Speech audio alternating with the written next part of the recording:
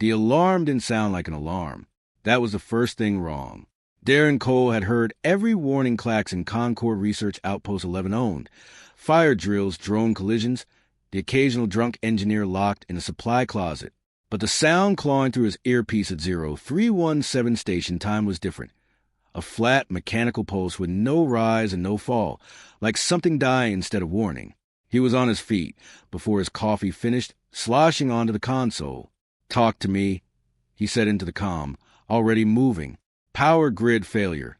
Sublevel 3. The night controller answered, voice tight. Lab 7. Containment seals are losing pressure integrity. We got someone still inside." Darren's stomach dropped. Lab 7 was xenobiology. Lab 7 meant atmosphere different from anything a human lung could survive. Engineered for a guest, not a host. Who's in there? Veterinary researcher. Dr. Vila. She's not responding to comms. 6 months on this outpost. And Darren had learned particular silence that came before disaster. The hell breath of a station about to lose someone. He didn't wait for a second confirmation. He grabbed his emergency kit and ran. The corridors of Outpost 11 weren't built for sprinting. Darren took the maintenance ladder instead of the lift, 3 rungs at a time, his boots ringing against metal in the dim emergency lighting. Every panel he passed flickered amber.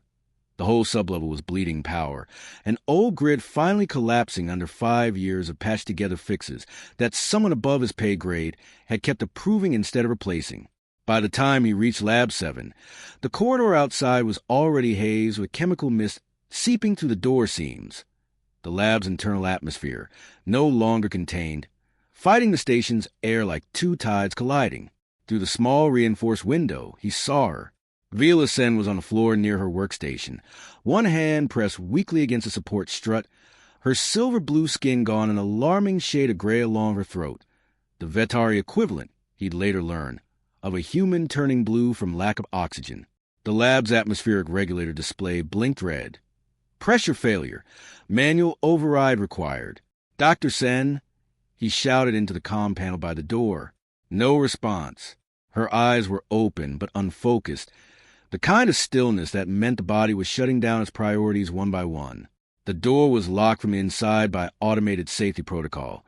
The very system meant to protect the rest of the station from a containment breach was now sealing her in with the breach itself. Override required a command code Darren didn't have clearance for. He had 90 seconds, maybe less, before the protocol decided her life was an acceptable loss to protect the corridor. He didn't call it in. He didn't wait for authorization. He pulled the access panel off the wall beside the door, found a manual override lever exactly where 6 months of boring shifts had taught him it would be, and threw his entire weight against it. The first attempt did nothing. The second made something groan deep in the wall. On the third, sparks erupted from the panel, and the door's emergency seal disengaged a hiss that sounded almost like relief. The mist rolled out into the corridor, and Darren went in instead of away. He'd never touched a veterinary before. Up close, her skin was cooler than human skin, faintly textured like brushed metal and far too still.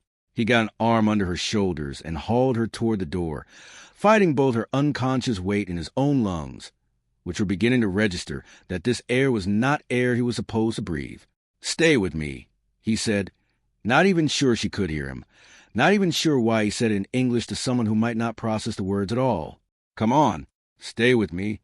The corridor secondary seal, the one that would protect the rest of Sublevel 3, was already grinding close, a heavy bulkhead lowering inch by inch like the slow blink of an indifferent eye. Darren didn't have time to calculate. He just ran, dragging her, and threw both of them under the bulkhead with less than a second of clearance, the metal slamming down behind him hard enough that he felt the impact through the floor. Then there was only the ordinary corridor, ordinary light, and the sound of his own ragged breathing. Medical now. He gasped into his comm Sublevel 3, outside Lab 7. "I've got her. She's breathing. I think she's breathing." He looked down at Vilasen's face, the gray fading slowly from her throat as the station's normal atmosphere reasserted itself around her, and felt something he didn't have a name for yet. Not pride, not relief, something quieter and stranger, like he'd just stepped over a line he hadn't known was there. She opened her eyes fully for the first time and looked at him. really looked, the unfocused haze clearing into something sharp and startled. "You," she said, her voice raw. "Should not have come in there." "Yeah," Darren said, still catching his breath. "People keep telling me that." He had no idea, in that moment, just how literally true her words would turn out to be, or how much that single decision, made in less than a minute, was about to rewrite the rest of his life. 3 days later, Darren stood outside the medical bay holding 2 cups of station-issue coffee that had gone lukewarm during the time he'd spent debating whether to actually go in. He'd told himself this was just protocol, security personnel checking on the welfare of a survivor, nothing more. He'd told himself that at least 4 times on the walk over, which was usually a sign he was lying to himself about something. The door slid open before he could decide. Vila stood there, fully recovered, her silver blue skin back to its normal, faintly luminous color, dressed in the pale uniform of the research division. She was shorter than him by a head, with eyes of deep violet that seemed to catch the corridor light strangely, and an expression of careful, deliberate composure that he would later learn was very Vetari and very deliberate. "Security Specialist Cole," she said. "I was told you would come." Word travels fast. On a station this small, very little else travels at all. A faint curve touched her mouth. Not quite a human smile, but close enough that Darren understood the intent. "I wanted to thank you. Properly, not through a medical report. You don't have to thank me. It's the job." "It is not, in fact, the job," Vila said, with the precise correction of someone used to being exact in a second language. "The job requires you to alert containment protocols and wait for authorized override. You did not wait. You broke procedure coming to a room you had no clearance to enter, breathing an atmosphere you were not protected from, to save someone you had never spoken to." She tilted her head. "Among my people, that is not called doing a job. It is called something else." Darren handed her one of the coffees, mostly to have something to do with his hands. "What's it called, then?" "I will tell you when I understand it better myself," she said, and something flickered behind her eyes that he couldn't read. Not quite evasion, more like calculation. "For now, thank you. My name is Vila." "Darren." "I know," she said. "I asked." That, more than anything else, was what made him laugh. The dry, unbothered honesty of it. Like she saw no reason to pretend she hadn't been curious about the man who dragged her out from under a closing bulkhead. What started as an obligatory thank you became, against both their expectations, a habit. Vila began appearing in the cafeteria during his shift breaks, ostensibly to study human eating customs for a research footnote nobody had asked for. Darren began finding reasons to walk past the xenobiology wing on his patrol route, a detour that added 11 unnecessary minutes to his circuit, and that he never once skipped. They talked about everything and nothing. She told him about her homeworld, a planet of deep blue oceans and floating cities, and the strange devotion her people had to precision in language. Vetari, she explained, had no word that meant approximately. Either a thing was true or it was not. There was no comfortable middle distance for vagueness to live in. He told her about growing up on a cargo hauler with parents who'd never stayed in one star system long enough to put down roots, and how 6 months on Outpost 11 was the longest he'd lived anywhere since he was 19. "Do you like it?" she asked once, late in the rec hall after his shift, the lights dimmed to conserve power. "Staying in one place?" "I didn't think I would," Darren admitted. "Turns out I just needed a reason." He didn't say what or who the reason had become. He didn't need to. Vila's eyes lingered on him a moment too long, and the silence that followed wasn't uncomfortable. It was the kind of silence two people share when they both already know something the other hasn't said aloud yet. Weeks folded into months. There were late nights in the lab when Darren brought her tea she didn't technically need but drank anyway, just to have something warm in her hands while she worked.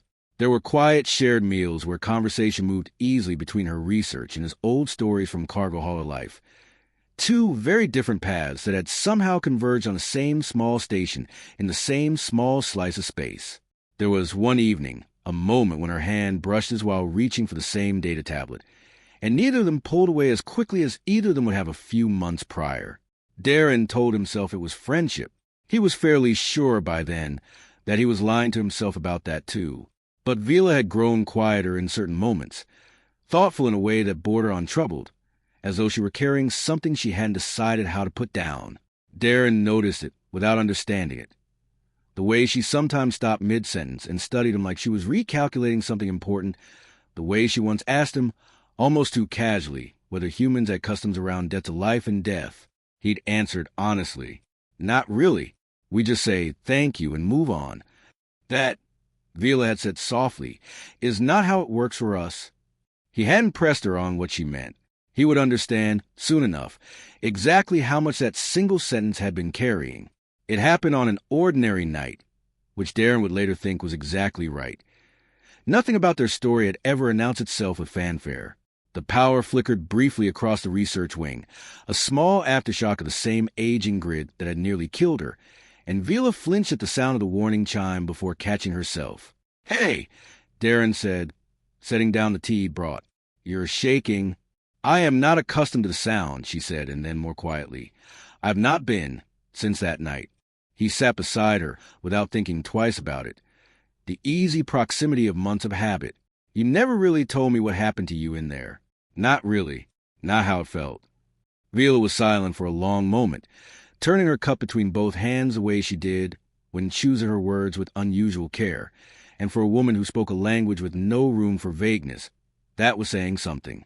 "There is something I have been delaying telling you," she said finally, not from dishonesty. From, I believe the human phrase is fear of consequence. Darren felt his pulse pick up in a way that had nothing to do with the dimmed lights or the lingering chime of the alarm. "Okay, I'm listening." "Among my people," Vila began, "there exists a custom older than our written records. It concerns the saving of a life." She set the cup down, folding her hands instead, steadying herself visibly. When one person willingly risks themselves, chooses, with full understanding of the danger, to act to preserve another's life, our tradition recognizes that act as the formation of a bond, not a metaphorical one, a literal, recognized bond, equivalent in standing and obligation to what your culture would call marriage. The rec hall around them seemed to go very quiet. "Vila," Darren said slowly, "are you telling me—" "I am telling you," she said, holding his gaze with the same steady directness she'd had since the moment she opened her eyes in that corridor and told him he shouldn't have come for her, "that by the customs of my people, the moment you crossed that threshold to save my life, knowing the danger to your own, you became my husband. You have been, in the eyes of everyone of Vetari blood who would ever review the station's incident report, my husband for the better part of a year." Darren opened his mouth twice before any sound came out. "That's... Vila, that's not something you just casually drop into a conversation over tea." "I am aware," she said, and for the first time since he'd met her, she looked genuinely uncertain, the careful composure cracking at the edges. "Which is why I have not said it before now. I did not want you to feel obligated. I did not want gratitude or guilt or a sense of duty to color whatever was growing between us honestly. I wanted to know you, Darren Cole, not as a husband assigned to me by an accident custom, but as the man you actually are. I believe now that I do know that man, and I believed you deserve to know the truth, regardless of what you choose to do with it. What happens," Darren asked carefully, "if I do nothing, if I just say thanks for telling me, and we go on like before?" "Then nothing happens," Vila said simply. "The bond exists by my people's law whether you act on it or not. It carries no obligation under your law, your station's law, or any authority outside Vedari custom. You owe me nothing. I am not telling you this to claim anything from you, Darren. I am telling you because hiding it felt increasingly like a lie I no longer wish to live inside."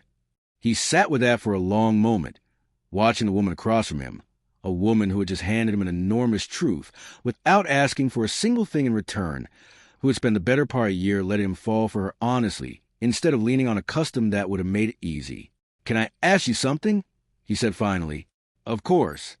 If I hadn't started feeling what I'm feeling, if this had stayed just friendship, would you have ever told me?" Vila considered that with her usual unflinching honesty. "Yes, eventually, because you deserve the truth regardless of my hopes for what you would do with it. But I will admit," and here, finally, the composure broke into something warmer, something almost shy, I am relieved I did not have to find out what that conversation would have felt like. Darren didn't sleep that night. He lay in his narrow bunk staring at the ceiling vents, replaying the conversation on a loop. Turning Vila's words over like stones he was searching for cracks in. A bond, a marriage by her people's law, formed in the space of 90 desperate seconds nearly a year ago, without either of them choosing it the normal way two people choose each other. It should have felt strange, alarming, even the kind of thing that ought to send a reasonable man running for the nearest exit, citing all the very good reasons why falling into a marriage by alien legal accident was not how adult relationships were supposed to work. Instead, lying there in the dark, Darren found himself doing something else entirely. Cataloging every reason it didn't feel strange at all. He thought about the 11 unnecessary minutes he added to his patrol route every single shift just to walk past her wing. He thought about the tea he brought her that she didn't need but always drank, the late nights he stayed past the end of the shift for no reason he'd ever admitted out loud, the quiet satisfaction he felt every time she laughed at something he said, a laugh he'd worked hard to learn how to earn, because Vila did not laugh for just anyone.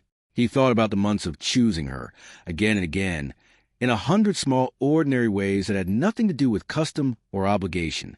The bond her people recognized hadn't been the thing that built what he felt for her. It had simply been there first, waiting quietly in the background while two people built something real on top of it, without even knowing the foundation already existed.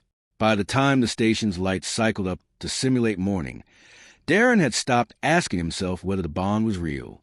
He'd started asking himself a different question entirely. What was he going to do about it? He found her in the lab, exactly where he expected. Already at work, though the dark circles under her eyes suggested she'd slept about as well as he had. "You look terrible," he said by way of greeting. "You are remarkably skilled at flattery," Vila replied dryly, but her eyes were watchful, bracing for whatever he'd come to say. Darren pulled a stool over and sat across from her, close enough that their knees nearly touched. "I've been thinking about what you told me. All night, actually. I assumed as much. I want to ask you something, and I want you to answer honestly, because I think by now we're both pretty bad at anything else." He took a breath. "If I hadn't saved your life that night, if none of this custom stuff existed at all, no bond, no tradition, nothing, would you still want this? Want me?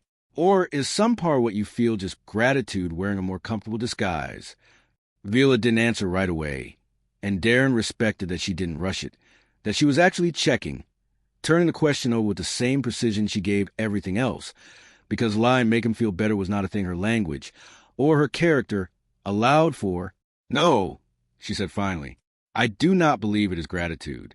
I have cataloged gratitude before toward colleagues, toward mentors, toward people who helped me and toward whom I felt nothing further. What I feel toward you does not match that pattern. It has grown, Darren, slowly, the way your human idiom describes things growing roots. If I am honest with the same rigor I demand of my research, I would have come to care for you in time even without the bond. The bond simply meant I never had the luxury of finding that out at a comfortable pace." "Good," Darren said, "because I was up all night doing the same math, and I came to the exact same answer. I don't want you because some old custom says I have to. I want you because somewhere in the last year, without really noticing it happening, I started building my whole life around the 11 minutes I get to spend walking past your door." Vila's breath caught, an entirely human reaction that looked strange and lovely on her, like she hadn't expected to need it. "Darren Cole," she said softly, "are you proposing to formalize a marriage that, by my people's law, already exists?" "I think," he said, "I'm telling you I'd choose you all over again, even if I'd never have to. Custom or no custom, that has to count for something." "It counts," Vila said, reaching for his hand the way she had reached for the data tablet that day months ago, except this time neither of them pretended the touch was an accident. For everything, news on a small station traveled exactly as fast as Vila had once warned him it would. By the time Darren and Vila brought their decision to the outpost commanding officer, not for permission, since neither station regulation nor Vetari law required it, but out of simple courtesy, half the crew already seemed to know something had shifted between the station's quiet security specialist and its even quieter xenobiologist. Commander Reyes, a weathered woman who had clearly seen stranger things in 30 years of frontier postings, took the news with remarkably little surprise. "Vetari Life Bond," she said, leaning back in her chair. "Heard about those in a cultural briefing once. Didn't think I'd ever actually see one happen on my station." "Neither did we," Darren admitted. "It's not something either you can undo, as I understand the custom," Reyes said, looking between them. "So I'm assuming this conversation isn't asking my permission. It's asking what the station can do to help you market properly." Vila inclined her head. "That is correct, Commander. Among my people, the bond requires no separate ceremony to be legally or culturally binding. The act of saving a life is the ceremony. But it is custom, when both parties choose to affirm the bond knowingly and willingly, to hold a brief recognition rite, a formal acknowledgement, witness, that both have chosen this with full understanding." "How brief?" "For minutes," Vila said. "Vetari are not given to lengthy ceremony. We consider excessive ritual a form of doubt. If a bond is true, it requires no embellishment to prove itself." Reyes raised an eyebrow at Darren. "For minutes? You sure about that, Cole? Most weddings I've been to ran longer than the reception buffet line." "I've never been more sure of anything," Darren said, and meant it. Word of the upcoming ceremony spread through the outpost with the speed of genuine, uncomplicated happiness. The kind of news a small, isolated station full of people far from home was hungry for. Engineers who'd never spoken 2 words to Darren started nodding at him in the corridors. The cafeteria staff, without being asked, began experimenting with dessert that vaguely resembled something from Vila's homeworld, using whatever ingredients the supply hauler had last dropped off. Not everyone understood it easily. One of the senior researchers cornered Darren privately, voice careful but not unkind. "You understand this isn't really a choice in the way human marriage is a choice. You didn't propose.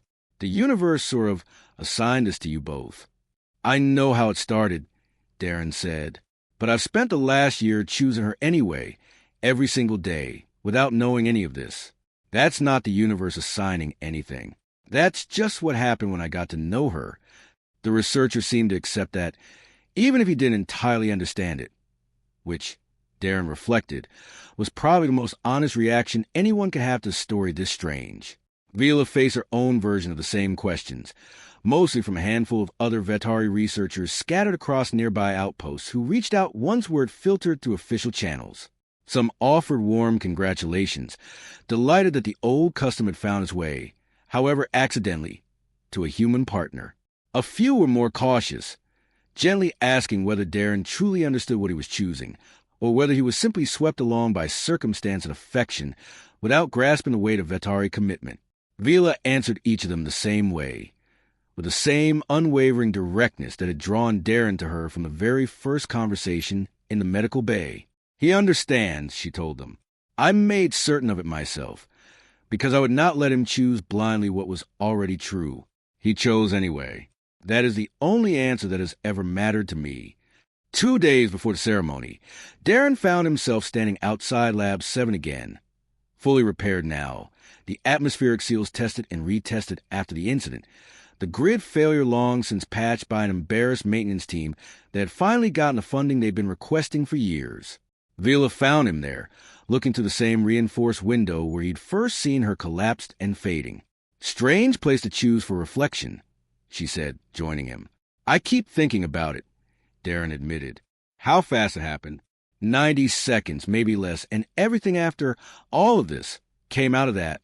If the grid had failed an hour earlier or later, if I'd been on a different patrol route that night, none of it happens. Do you regret how it began?" "No," he said immediately, surprising himself with how certain it came out. "I just think it's strange that the worst night of your life turned into the best thing that ever happened to mine. I don't know what to do with that, except be grateful the grid finally failed when it did." Vila slipped her hand into his, the gesture easy now, practiced like something that had always belonged there. "Then we will hold our ceremony here," she said, "in this lab, where it began, not as a memorial to fear, but as proof that something good can grow directly out of the worst moment either of us has lived through." Darren looked at the repaired seals, the steady green status lights, the ordinary hum of working equipment that had nearly been the last sound either of them ever heard. Here, then. He agreed. It seems right. The ceremony was scheduled for the end of the evening shift, when the station's artificial day cycled toward its dimmer hours and most of the off-duty crew could gather without disrupting operations. Lab 7 had been transformed in the small ways a research station could manage on short notice. Someone had strung soft work lights along the equipment racks. The cafeteria's experimental dessert sat on a side table, finally close enough to its intended flavor to earn approving nods from a handful of Vetari researchers who traveled in from a neighboring outpost for the occasion. Commander Reyes stood near the door in her dress uniform, looking faintly astonished that her career had led her to officiate something quite like this. Darren stood at the center of the room in his cleanest uniform, hands steadier than he expected them to be, watching the door. When Vila entered, she wore the pale ceremonial wrap of her homeworld, simple, unembellished, exactly as her culture's philosophy demanded. No excessive ritual, no performance, just the truth of the moment, allowed to stand on its own. She crossed the room and took his hands. "Vetari custom requires 4 elements," she said, loud enough for the gathered witnesses to hear, though her eyes never left his. A statement of the danger faced, a statement of the choice made, a statement of the bond accepted, and a single, unembellished vow. "Then let's do it right," Darren said. Vila spoke first, her voice clear and unwavering. "1 year ago, in this room, my life was ending. I could not save myself. Darren Cole entered knowing the danger and chose to act regardless. That choice formed our bond, by the law of my people, before either of us understood what was happening. I have since chosen, knowingly, willingly, and without obligation, to accept that bond as my own truth." She paused. "My vow is this. I will meet you with the same honesty you showed me in that 90 seconds, without hesitation, without calculation of what it costs me, for as long as I am able." Darren swallowed hard, and found that for once, the words came easily. "A year ago, I ran into a room I had no business entering, for a woman I'd never spoken a single word to, because some part of me decided in half a second that her life mattered more than the risk to mine. I didn't know it meant anything beyond doing my job. I know now it meant everything." He held her hands tighter. "My vow is this. I will keep choosing you, the way I've been choosing you every single day since, long after the danger that started all is nothing but the story we tell people who ask how we met." The lab was silent except for the steady hum of the equipment that had once nearly killed her, equipment that now simply hummed on, unremarkable, the way ordinary machinery does when nothing is going wrong. "By the custom of my people," Vila said softly, "and by the choice we both now made freely, the bond is recognized, witnessed." "Ho!" Commander Reyes, somewhere behind them, cleared her throat in the universal sound of someone trying not to look too moved by a ceremony she hadn't expected to feel anything about. "For the station's record," she said, "I suppose I should say something like, by whatever authority I apparently have out here, I now consider you married. Try not to break any equipment celebrating." The small crowd laughed, and somewhere near the dessert table, someone began clapping, and within seconds a quiet, careful 4-minute ceremony dissolved into something warmer and louder and entirely human, and entirely Vetari, all at once. Later, after the well-wishers had filtered out and the lab lights had been dimmed back to their working setting, Darren and Vila stood once more by the window where this had all begun, her hand in his, the station's grid humming steady and strong around them. "For minutes," Darren said. "Fastest wedding in the history of this outpost, probably." "Vetari do not believe in wasting words on what is already true," Vila said, leaning into him. "We spent a year proving it instead. The ceremony was simply the formality." "A year," Darren repeated, looking at the repaired seals, the steady lights. The ordinary lab that had nearly taken everything and instead had given him more than he'd ever known to want, worth every minute. Outside the window, the station's lights held steady against the dark, the grid no longer failing, the danger long past. And inside, 2 people who had found each other through the worst possible beginning settled quietly into the rest of their lives, choosing each other again, exactly as they had every day since the night a stranger ran into a failing room and never really